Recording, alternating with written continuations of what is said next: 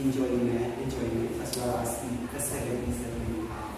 So, to Sisi and Rama, you once joined me as makulit, and I want you to know that that adjective is somehow rare to be tied with my name. Most of the people call me someone serious, pero being makulit is quite, hindi siya always, right? So, I have seen your video on my photo application last night, and I was surprised but I wasn't able to fulfill one of your experience here in the Philippines, which is to ride in a bangka.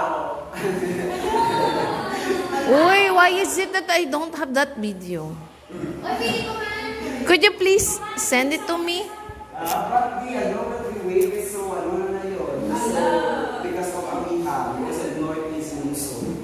So, I'm sorry for that. I was just busy the past few days. And I hope na someday, in our professional self, hope that riding sa bangka will soon to happen.